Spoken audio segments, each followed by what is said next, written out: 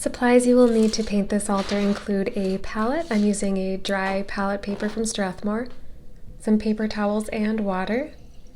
Tiny brushes, I'm using a filbert brush and a small detailer.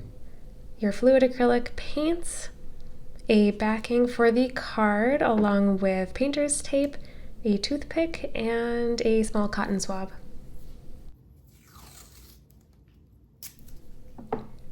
I'm using a small amount of the painter's tape to stick my card onto a piece of the cardstock, and then I start all of my altars with a base layer. So I typically mix a little bit of titanium white and carbon black just to put down a base layer to build off of, as well as in this case to start lightening up the sky, since that's usually the hardest part, is getting white over that black border.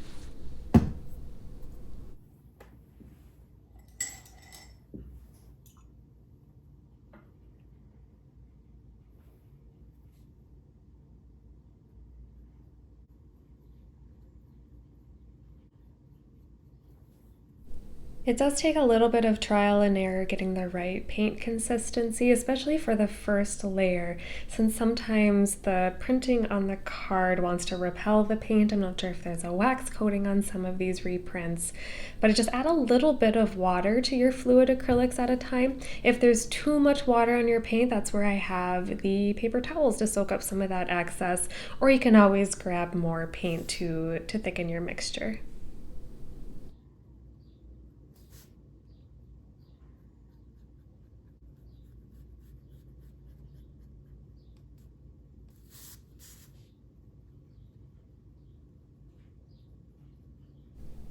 Since I'm working in such thin layers, my coverage is not always the best, so I'm going again over the areas that are the lightest in the card just to try to get up to that color of the sky, since I know that's going to be one of the harder areas to match.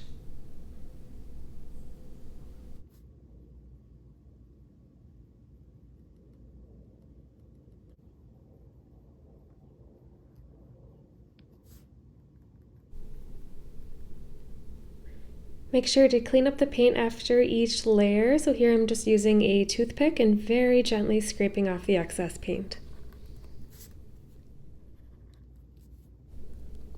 I like to start in the back and work my way forward. So after the sky, I'll start working on the water and the sand, and then last it'll be the palm tree.